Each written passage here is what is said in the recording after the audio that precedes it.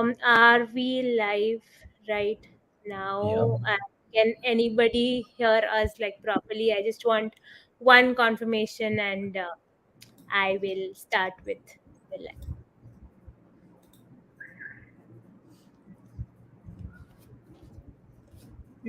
Can someone confirm if they can hear us and see us properly?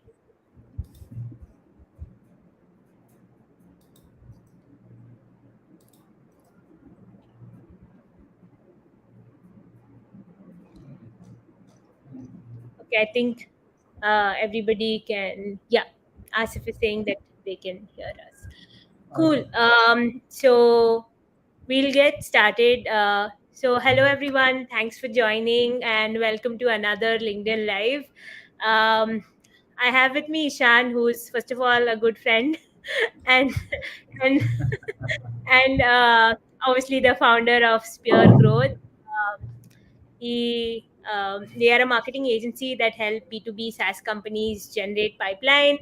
They do everything from SEO to PPC, and they work with unicorns, and they also work with seed funded companies, YC companies. So on and so forth. They do all things ads, demand gen, content, so on and so forth. So so Ishan, first of all, welcome again. Yeah. I mean, I like how we every time we also go live, we have to welcome people twice.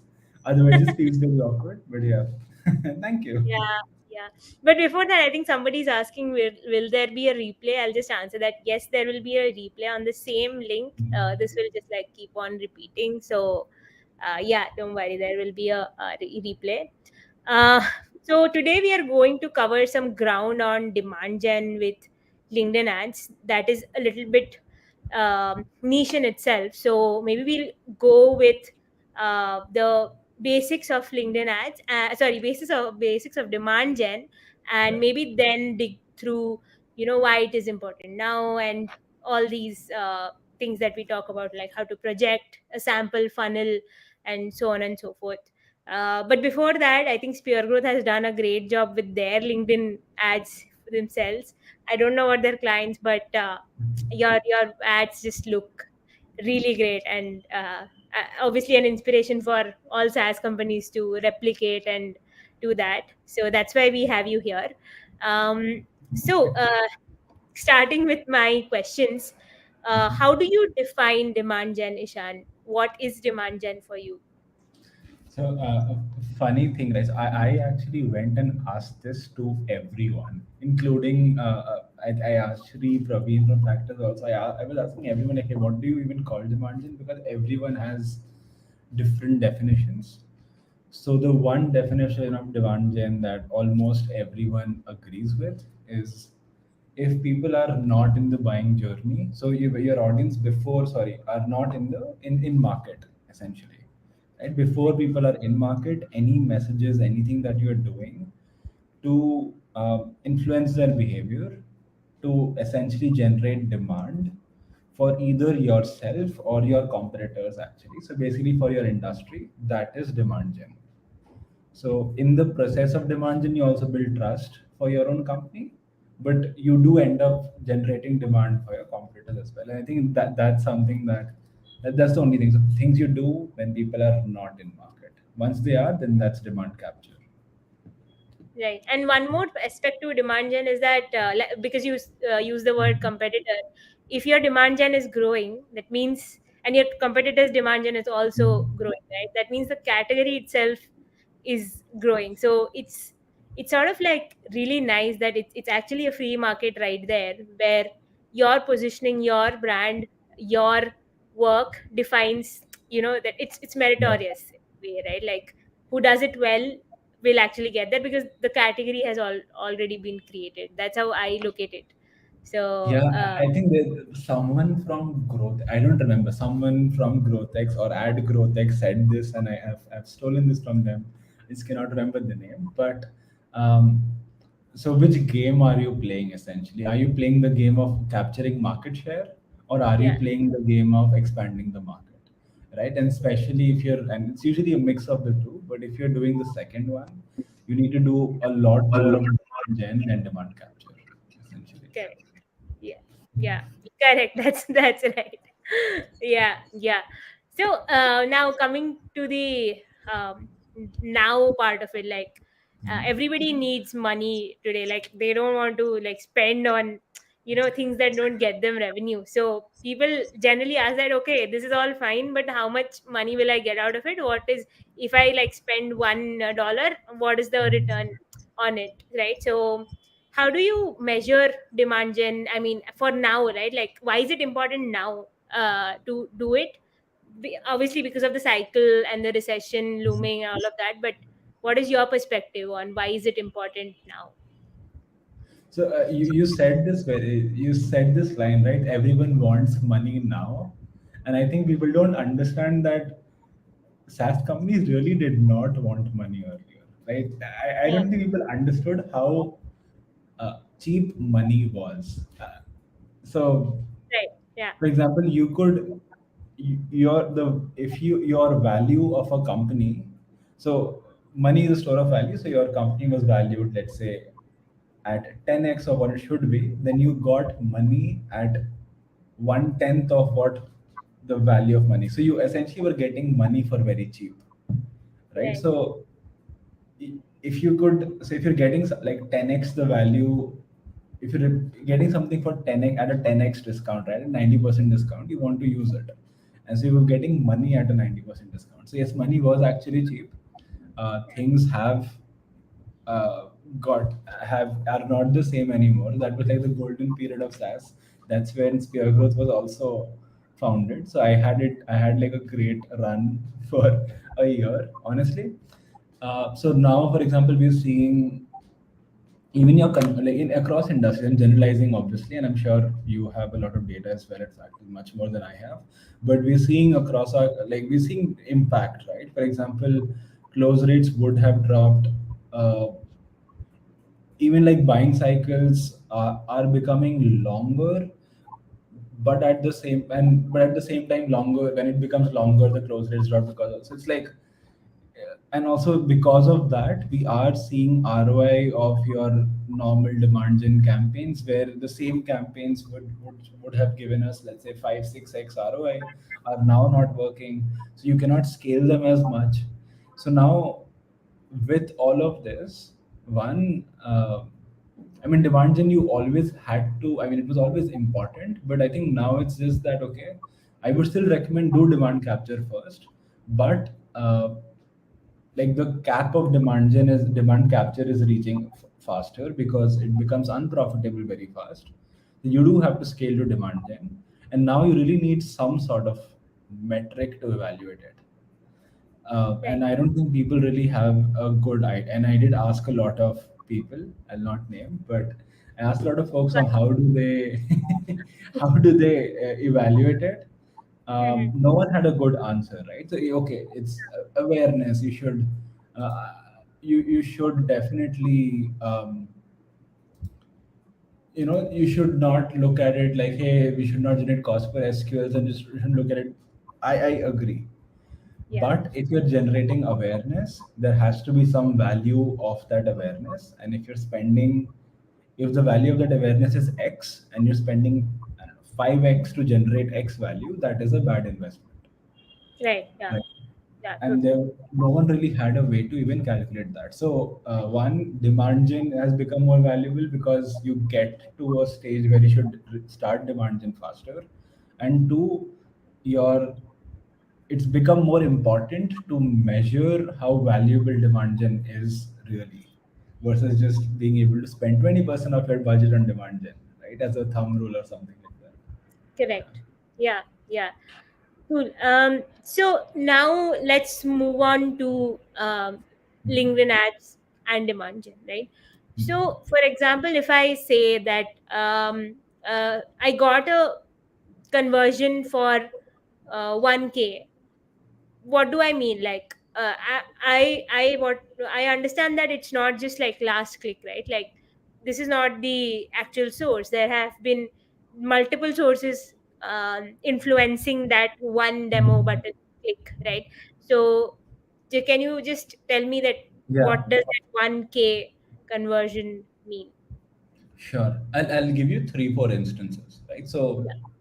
instance number one, we had a we had a good, I think, 20, so, and I'll use these terms, right? So, Mhm. I'll use influenced pipeline as a term, Yeah. and then I'll also use, let's say, like a marketing source, right? So source leads is the general thing that we've all been doing, that hey, what is the last source, and we say okay, this lead came from this source.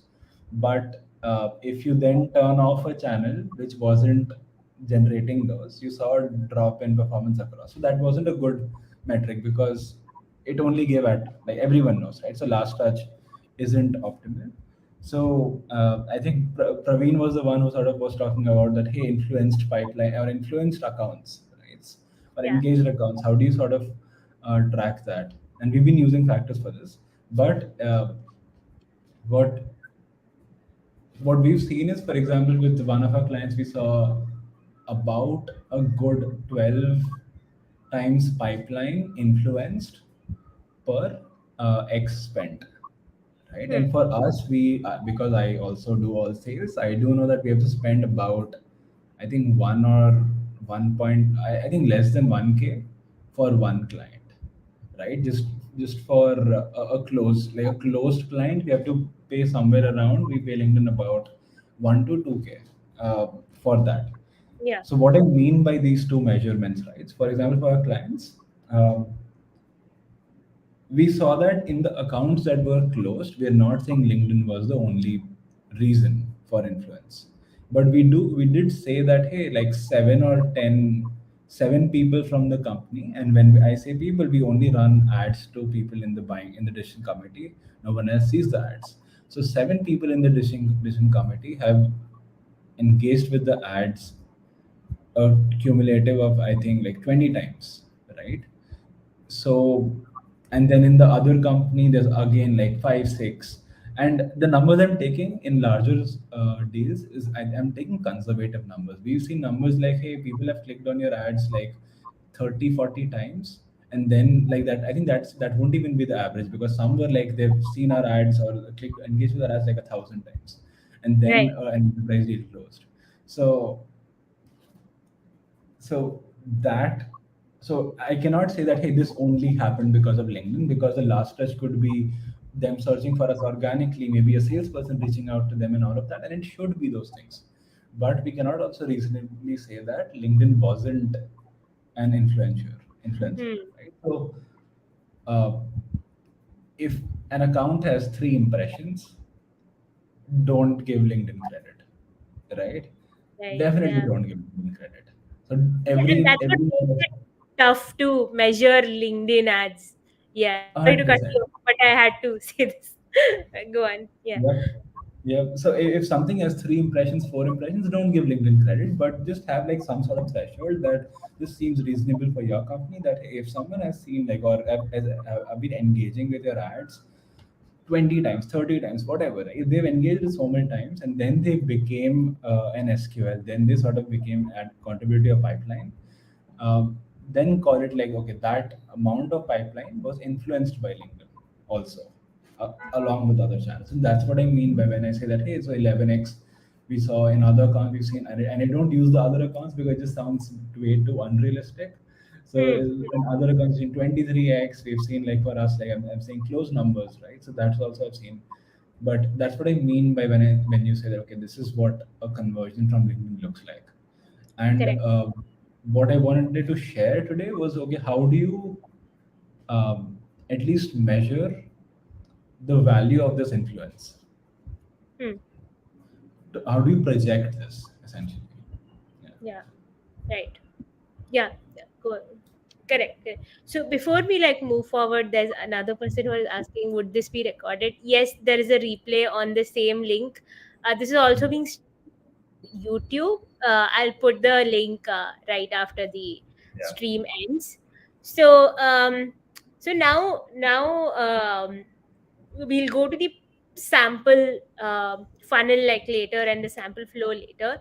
Uh, but first, another ground that I wanted to cover is what is the goal for demand gen with LinkedIn ads, right? Like, that's extremely important given given the variety of things that you can do with LinkedIn ads, the goal and the objective is what is actually the defining factor here. So, what are you trying to do with LinkedIn ads? What are your metrics? What is your intent? How do you look at it, and how have your clients and have you at Spear Growth have done it? So we've I'll answer this in different parts Sure. essentially, Yeah. right? The first one is, okay, what's like the broad KPI, the one thing that if this does not happen, you're probably not doing a good job at it, right? Like, what does that look like? Hmm. So that piece is essentially that you want, if you're running ads, and I'm again I'm talk I we've only worked with B2B SaaS companies, so I that's the only context I have. I if it's in an ad, so that's what I'm speaking for. So if you're running ads there, let's say it's not a self-serve, it's a sales assisted demo that you're trying to generate, right? So in those cases, if you're running ads to accounts within, and it's usually faster, but within 3 to 4 months you should see significant pipeline generated from the same accounts that you have reasonable amount of impressions with. Hmm. That's one thing, which also means that you cannot just run memes and get impressions and then call it a day, Yeah. right? And just like being, but yeah, like you cannot do that also. So that's like one thing. Okay, what's the big thing? You really have to generate pipeline Yeah. within 3 to 4 months from the accounts that you're running ads to, Right. Yeah. right? Now, this, but we cannot wait for months to know whether an ad worked or not, obviously, and because then how would we know if it didn't work, then what, right? So Right. what Yeah. we want. Hmm? Yeah. Yeah. Go on. Go on. Sorry. Yeah. So what we do now from a metrics perspective, there are some leading indicators you can look at, right? One is easily that, okay, are the right accounts viewing the ads? So Hmm. just be very careful about, okay, who's seeing the ads, who in those companies are seeing the ads. So one is that, check that. Second is, okay, is your message really resonating well with the audience? So if it's a video ad, are people watching it? If it's an image ad, are people clicking it? If it's something that's not meant to be clicked, or if it's like a document ad, if it's an email ad, are they reading, are they replying? So whatever the sort of message is, look at that. And then, so this is like one set of like platform level metrics. Another level of metrics you can look at is, let's say, if you, and very often I recommend, let's say, let's merge your LinkedIn campaigns with an outreach effort to people accounts you've influenced. And I'll share that how that outreach is not really sales outreach, but outreach effort, right? Yeah. So in those outreach campaigns, are you seeing a higher reply rate compared to other campaigns? That could be another thing. So based on how you're using demand gen, your leading indicators can change. Hmm. And so you can look at a few things on a weekly basis, few things on a monthly basis. For example, reply rates, you'll have to look at it on a monthly basis usually. Your platform level metrics, you can look at almost on a daily metric, but at least make pivots on a weekly basis. So those are essentially the things you can look at. Yeah. Um, mm, Yeah. So, when you said outreach, right? Like, mhm. you, I don't, I might be wrong here, but I think it's a very unconventional method of, marketers doing outreach. So it's usually like, "Arey, we to want to do inbound only," and that's how it should be. But do you think it's unconventional, or it is unconventional for me? I'll tell you, right? So I don't know outbound. I am Yeah. an inbound marketer through and through. You ask me anything about B2B SaaS inbound, I'll be very confident. I'll go on lives and talk to you about it. I don't know outbound as well, Yeah. right? So, but, and again, just because, and so this comes from not as a place an expert. This is comes from my experience. So we've sort of, I'll give you okay, and I'll give you another example, right? Let's say Hmm. I remove the ability of you to publish a blog on a website. Yeah. Okay, you can create a content piece, but you cannot publish it. Right. Okay, so And then if you had to think, okay, what is the best way to generate ROI from it? Hmm. If I already have, if I can just email it, if I create a no-brainer content piece and I email it to folks who really want to read it, that might just be much. And if only 10 people, but 10 influential people who I really want to reach actually read that thing or consume that content piece, or if it's a template, use the template, then that is much more successful than your than most companies' organic Yeah. post as a blog, because you'll Yeah. get more traffic, but the right folks may not. So I'm not against it. Should it be under marketing? Should it be sales? I haven't tried this. Should it be under sales method yet? But Yeah. should it be under marketing? So shout out to then he's sort of running as a marketing function. He's doing it at Spear Growth right now, seeing how does that look like, and it's working really well for us. So I can say it does work well for us. So we're running two kinds of outreach campaigns. One is if we have very specific intent signal, then we Correct. reach out to them and say that, hey, if you're looking, we know you're looking for it. If you like more information, let me know. Or Hmm. second, which is part of our demand gen flow, that if someone is engaging with a content that is of a certain type, we just give them something even much more valuable as step two. That, hey, you've already been interacting with our ads. When we're talking about bits and pieces of demand gen, should I just send it all to you in one place, Yeah. right? Like, because you've just been engaging with it here and there. I have it all in one place. Let me DM it to you. Is it okay? Yeah. I've not heard a lot of no's. Right. So that could be like another way of outreach. It's not cold definitely, but another set of outreach. So that works well. Right. We also do this similar thing at Factors. So yeah, we essentially get the list from Factors itself about who is viewing our LinkedIn ads.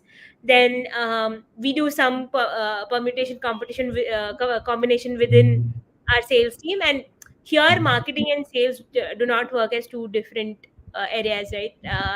Like so the thing is that our outbound SDR works really close with Finn, who's our marketer.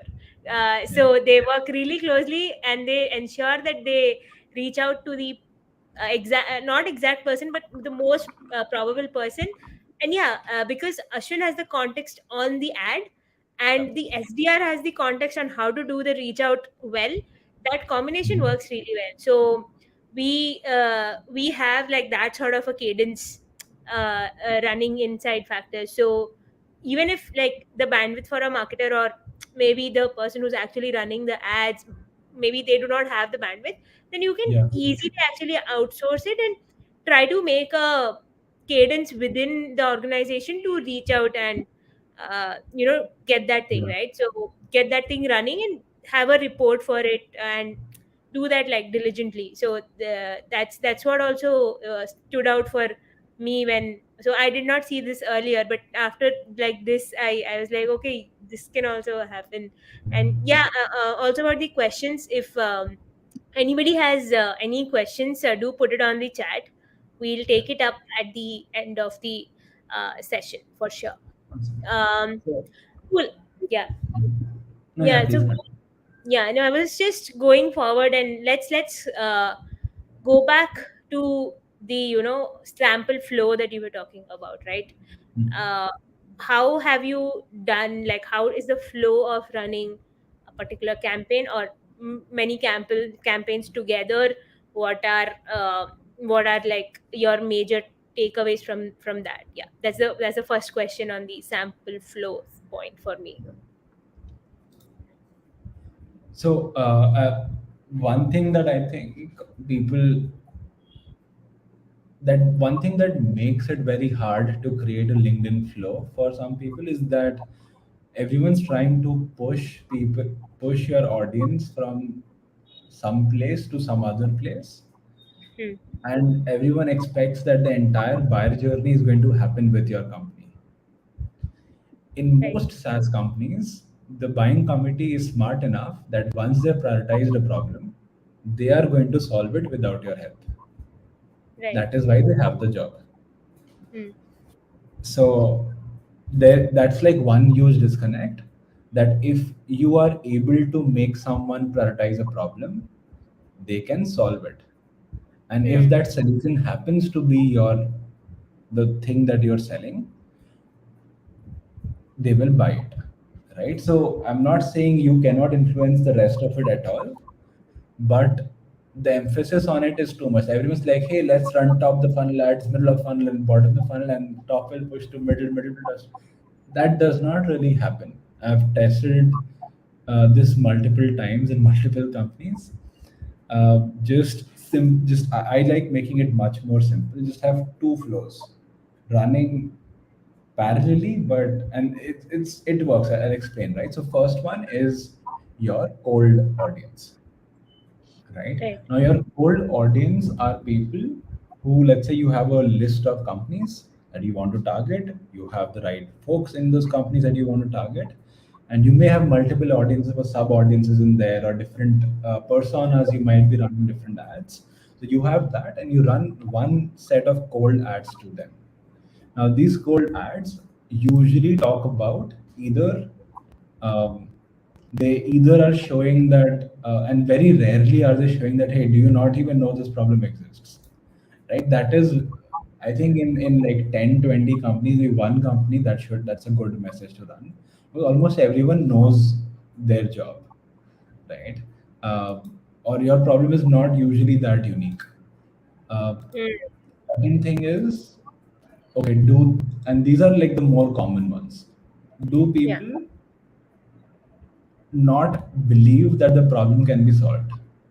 So you're trying to show them that, hey, this is a very solvable problem. It's not, you don't have to do things this way. For example, on this call, on this live, we're showing people that, hey, demand gen, you can actually measure it, right? You can actually project it. And if you can project it, you can actually show it to your finance team and get more budget for it, right? You don't have to just sort of say, hey, 20% was an awareness and just try and avoid those questions in every board meeting that comes in. You don't have to do that. You can actually project stuff, you can show results, right? So that's like, okay, is this solvable, right? Yeah. Third thing could be that, hey, maybe people don't understand that the problem that your company solves is very important. And the reason, again, why I'm focusing on problem is because your software solves a bunch of problems. Just pick one, right? And maybe start talking about that more in your ads. And then the last one is like, okay, so sorry, the third one was, um, is is the do people not understand the importance of the problem? For example, let's say if people get a lot of emails, Yeah. right, or something like that. So okay, we all know it's annoying, we all know it's a problem, but maybe we don't know that, oh, we're sort of losing 4 hours a day or something, like like X hours a week, or what's the calculation of that. So we haven't thought of that, or how we could have done go to market in an extra region if we just hadn't been looking at emails all day, right? So no one has quantified it that way. That could be one. So then there's like three, four other things that we can talk about. I'll share, like, maybe if you want it, by the way, just let me know. I'll share an entire list of questions that Yeah. you can look at to figure out what the message should be. So if anyone, if you want, just drop it in chat. I think Priyanka, I'll share it with you. You can share it with others, right? Yeah. You can put So it on the comment section. Yeah. Anyway. Yeah. So that's like the first. So the code layer, it does that. You're just talking about the problem. Usually, sometimes you're talking about just like the actual solvability, like how does the exploration of the solution bit. That's the thing you talk. Now, that's the first code layer. Now, from the code layer, it's very straightforward. You have a retargeting layer out of that based on engagement. You retarget folks. But since you've only spoken about the problem, understand they're not looking for your solution right now. So now your retargeting method stuff that you are doing, right? All of your retargeting now has to go on, or usually it's usually better. And again, I'm generalizing. Has to go on the facts that, hey, like if you're sharing a case study, your case study is going to be position it as, um, instead of saying that, I'll give an example of spear growth, right? So let's say we've run an ad saying that, hey, your current, you may have a problem with going into a new market, or maybe you've seen a huge drop in ROI recently, Hmm. That's the problem we've spoken about, and we've told them how to solve it on their own. Now, the Yeah. retargeting ad should not be Spear Growth helped uh, Factors.ai save X dollar. The retargeting ad, the same case study, we can sort of position it as Factors.ai, which is now similar to the companies we want to sell to, was able to save X dollars of their marketing spend. And then Hmm. the side note is see how Spear Growth helped them do it. Right? So the No. messaging has to be relevant to the solution or the problem that they're solving. It cannot be you flaunting your chest, right? Or you cannot be just a random clutch badge, Yeah.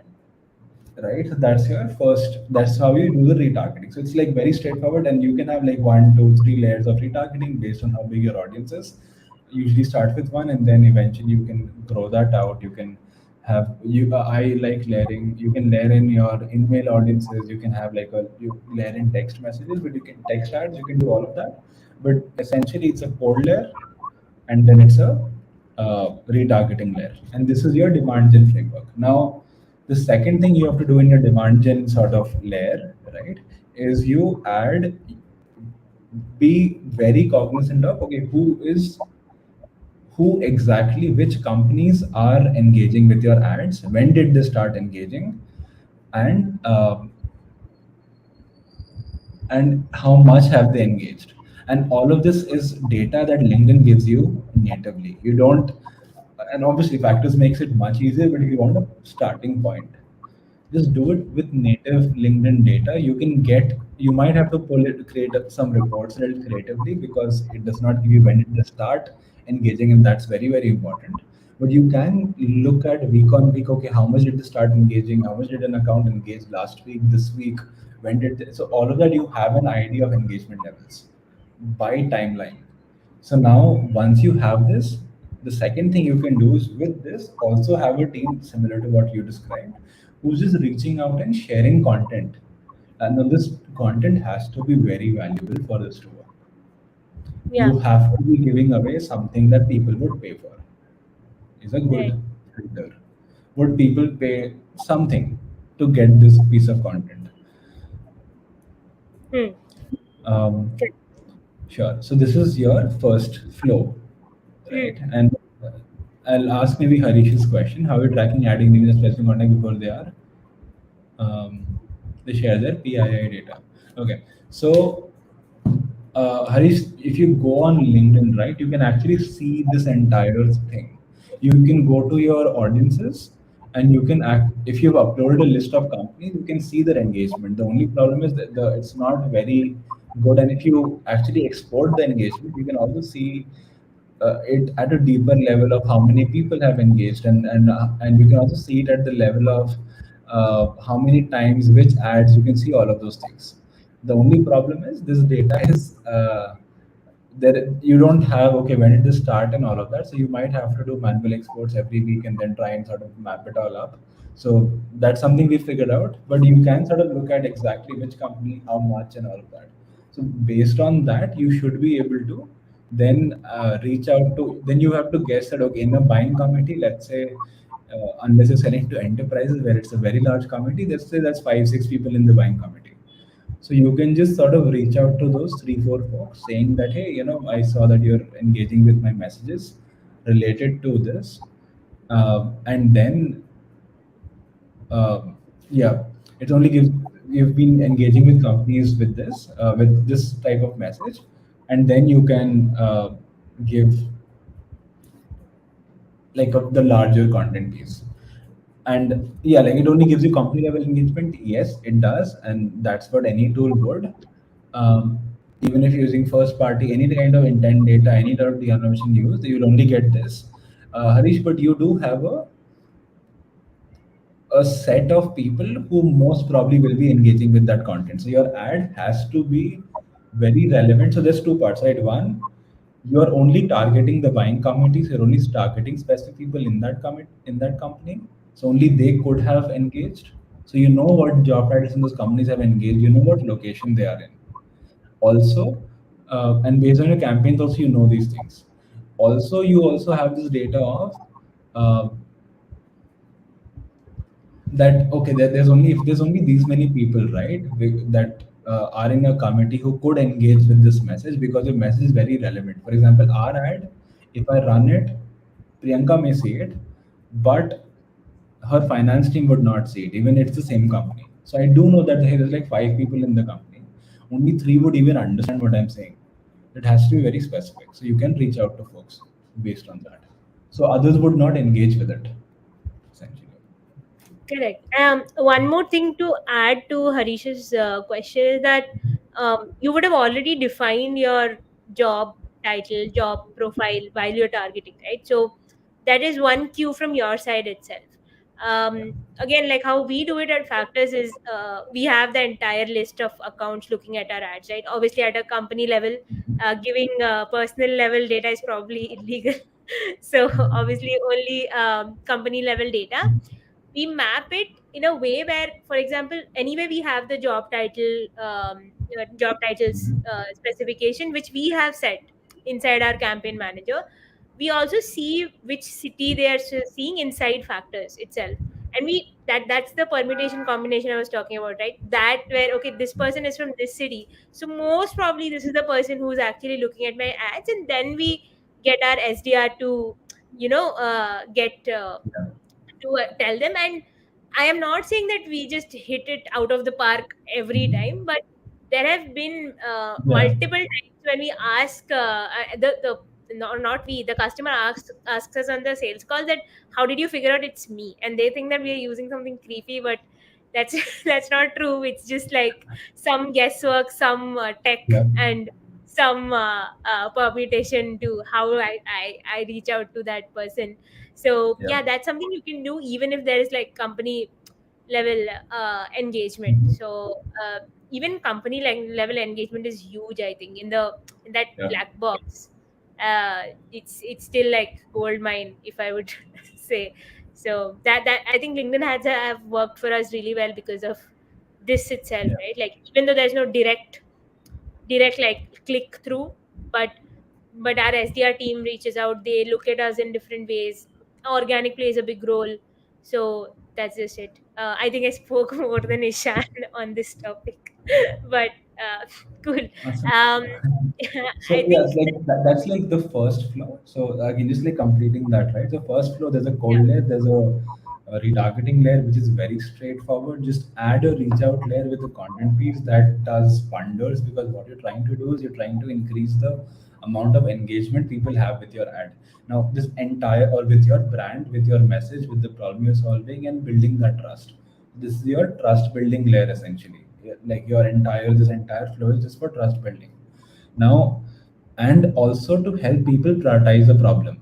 So once you've built trust and your audience prioritizes the problem, they will automatically go over and try and purchase from someone, right? yeah, And if you've built trust and your message has been clear, that someone may as well be you.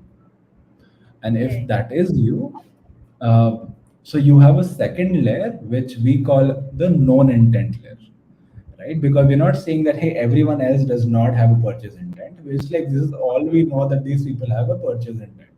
So to Correct. those people who we know that have purchase intent based on retargeting data, based on your uh, de-anonymization data, based on first, second, third party, we can also use that stuff. But anything you have, basically just use a second, like a separate function where you're just sort of running ads only for known intent. Correct. And this could be, you can make this salesy, you can use your solutions, you can use your case studies from the get-go. It works wonders. And then just have like a very hard sequence there also of like reach outs, and combine that with your retargeting layers, like a separate structure on the side. But this structure you can be much more salesy with, and you should be Hmm. much more salesy with. You cannot try and go and court people when they're ready to marry, right? So essentially that. Yeah, yeah, yeah. That's a good example. Correct. Yeah. So So that's it. It's a very simple two-layer flow essentially. Yeah. right, correct. Now coming to the projections, right? Like I Mhm. understand it's not like just attribute. I mean, you can just attribute it to engagement itself, right? and if you can't attribute it, how do you project, and do you even know it's getting us uh, a certain Mhm. amount of money in revenue or whatever, at least generating that pipeline? So if Mhm. not engagement, then what is that projection metric or projection secret that you have come up with, maybe? Sure. I am going to say a lot of numbers and terms. So Priyanka, you will have to stop me if it becomes too jargony. Okay. That's okay. So Yeah. so the way we sort of do it, I'll say first with all the jargons, and I'll try and simplify it once. Right. So the way you do it is you just look at, okay. Uh, okay, I'll start with what not to do. Most companies do this, like, hey, we got impressions, clicks, landing page visits, conversion rates, leads, MQL, SQL. Don't do this, right? This does not work. It is very misleading. LinkedIn will always look like it does not work. Yes, don't do this one, right? So what you need to do, or what I am recommending you do instead, is have your impressions, have your engagement data, right? And engagement would have to then now change based on the level of engagement. And again, mind you, when reporting on it, you have to look based on accounts. But when projecting on it, you have to give some sort of overview numbers. You cannot look based on which account and all of that. So when you're projecting, look at your impressions, look at engagement. But after looking at engagement, right, try and estimate the number of engaged companies you can generate from it, Right. Yeah. right? So that's Yeah. like the first thing. After engagement, the next thing you really need to estimate with formulas is number of engaged companies. Then out of that, and engaged companies, you have, again, like, the context here is your message is not a random piece of content that they like. Your message here is you talking about the problem. So my this method only works if that is the message. So if you are talking about a problem, what you have now is a list of companies that are engaging with you talking about a problem that you think you believe they're facing. Hmm. These are Right. engaged companies with a problem, right? Or people engaged with you talking about a problem. Now, the second thing, so now from here again, you can then now cannot do the same thing MQL SQL. So now what you need to understand is, even if you wanted to, in a lot of companies, right, there are periods where people buy. Hmm.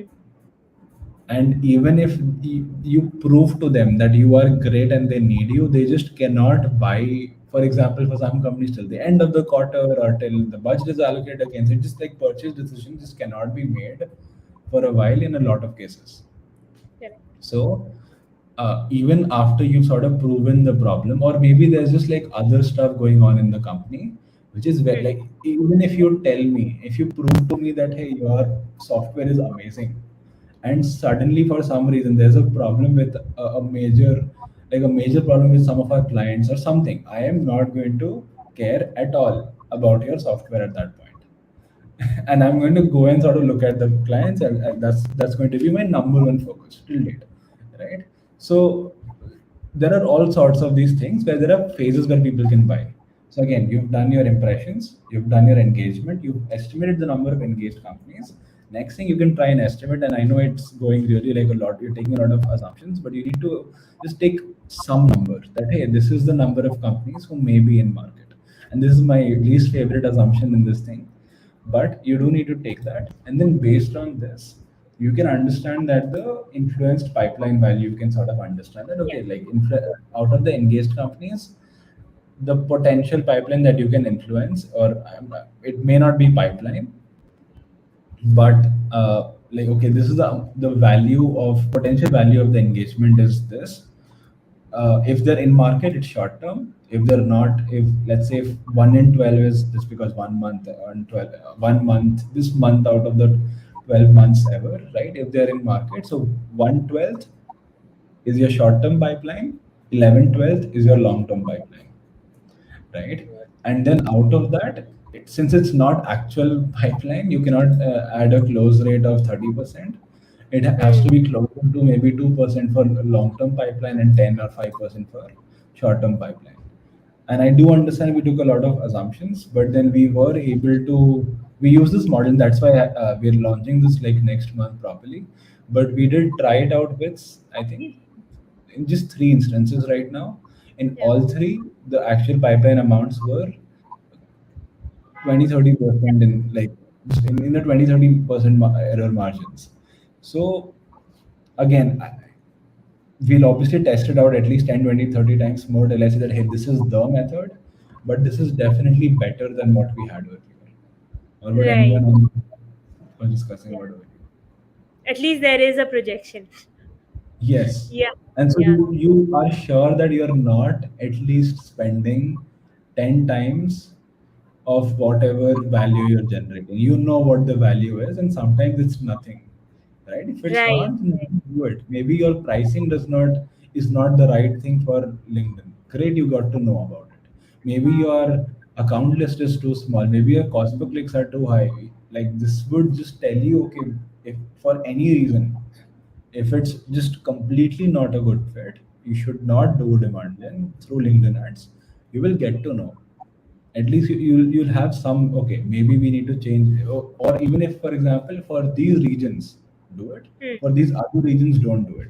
Or Hmm. you'll also get insights like, for this to work, these many companies have to engage with your, or this, your message has to be good enough that this percentage of companies actually engage with it. If they are not, then it won't be profitable, Right. right? So you Yeah. also have insights like these that come through. And a lot of times it's like, oh, if we get a 0.1% CTR, it's not going to work out, right? You actually like need a lot higher.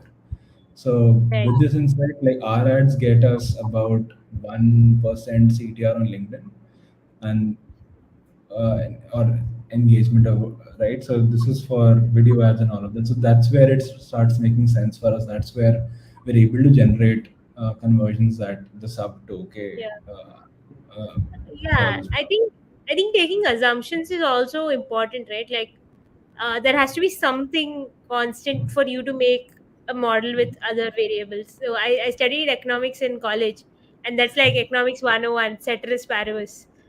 That's the language, and they said that all other things constant, we'll do whatever and all of that. And so yeah, now I see why it's practical. So you wait for your launch, and then I'll like we can dig deeper into it on another live maybe. Uh, 100%. I think we're open to questions now. We'll take questions for another 5 minutes or so. So there's another question coming from Viresh. Can we rely on the LinkedIn website demographics to get account level engagement for the reporting? So, is it probably the best place to start? Yes. Even it also tells you, if you upload a list of companies, it'll also tell you if people have visited your website to some degree. Is it as accurate as a de-anonymization, like so a different software, including factors and 6sense integrations? No. But is it probably the best place to start? Yes. So the thing that it misses, well, if your list is not good enough, you will just not get any information about that. Yeah. So your list that you're uploading to LinkedIn has to be very good, and that is not easy. That is not easy at all. Yeah. Yeah. So, for example, what we are also on, again, I know I'm just like maybe even promoting this at this point, but we are also launching this thing where we are manually going ahead and checking every account, Mm. which is like, it's the 10,000 list. Like someone can actually manually check for certain things, which is painful, but if it reduces, yeah, like accounts by 20%, that's like a 20% So save. it's like Saving Ishan system. has hired someone just to do that, to go into that 10,000 accounts and look at it. No, but Yeah. I think it's essential, right? Otherwise, how Yeah. LinkedIn works is it'll only show you some like top companies, and they maybe like enterprise level companies with bigger, much more employees. And what you get out of it is that nothing is there, and we'll just go. But if you have something like which can show you very crucial data for smaller set of impressions and smaller companies who have actually seen your ads, right? Like they're not totally irrelevant. They're very relevant. So something like that, if they show, and I think the list part also comes in handy here. If the list Yeah. is not good, then you're not going to get anything at all. Yeah. So not from LinkedIn and not from maybe any other place. But 100%. yeah, that's I think a crucial information there. Is there any other? Okay, Harish is asking another question. Do you guys use intent data for the company list? How many accounts should you target ideally? Do you use an account plus native targeting? I am going to go outside demand gen scope, and I'll just tell you like how we usually structure all of our or most of our accounts, right? Because I think that will answer this really well. So when you're running, uh, and I'm assuming you were talking about LinkedIn ads, but I'll just still like zoom out a bit and then give you a like a the complete context. So there's four major things you're doing in ads, not LinkedIn ads, but ads. The first one is your demand capture. So all of your, or not all, but a lot of most of your Google ads are just going to go there. Your Bing ads, your even if you're running things like G2 Capture and not G2 Capture, but your Google ads and all sort of go there, right? That's your first list. The second is your retargeting, right? Now that's your retargeting, and retargeting can also be divided into known intent and unknown intent, right? For example, and you can also divide it by your products, and you can divide it by days, so it's like a matrix. So that's your second function. The third function in is that's what you were referring to would be your known intent targeting. So it's like cold targeting. For example, they probably assuming they don't know your company, but you know that they have intent, and you're targeting them through anything. For example, this is your buying your G2 data, uh, anything at all, but it's not retargeting. So for example, the difference between this and intent retargeting is that if they have visited your website and they've gone to a certain page where you know that they have intent, or they've come through a certain ads on Google where you know they have intent, that becomes an intent retargeting because you also know that they know about the company. Your intent targeting without the not retargeting but targeting is essentially companies where you just use intent lists through whatever medium you can find, and you can target them. Um, and then the fourth one is demand gen. I'm like, what did I miss? I missed demand gen. The first one is then your demand gen. These are your four. Yeah. So your demand capture, um, retargeting, high intent targeting, and your demand gen. Does that sort of answer? So that's like the first one. Do you use intent list? Yes. Where do you use it? I've slotted it. How many accounts should you target ideally? You've seen great results with 5,000. You've seen great results with 20,000 accounts or 20,000 people, not accounts, on LinkedIn. Below that, I'm not saying don't do it. It just sort of gets very expensive sometimes. Above that, usually the targeting is a little off, but it's not a hard and fast rule. We've seen different things work. The same thing for a different company just stops working for this company. So it's test it out, but still to give you a range, 5 to 20,000 is usually what we've seen working. And I personally prefer, like, I personally, not all of the others, prefer keeping it closer to the 5K range. Yeah, yeah. Yeah. Not all Uh, of Square Growth. Yeah, Yeah, because Akarshan and team have different viewpoints on this also at different times. They want to test different things. I want to test different things. It's fun. Yeah. yeah, of course, of course. I think we don't use any intent data for company list, but uh, when we want to run campaigns for very specific set of companies, like really specific, and maybe they're like using a particular tool, and we are complementary to it, and we want to put a ad or something. We use Vopalizer or HG Insights, Build with. These are all like Yeah. they give all the technographic data, so that's also helpful to some extent. At least it was helpful for us, and we Yeah. got quite a lot of qualified leads, and they turned into Nice. customers eventually.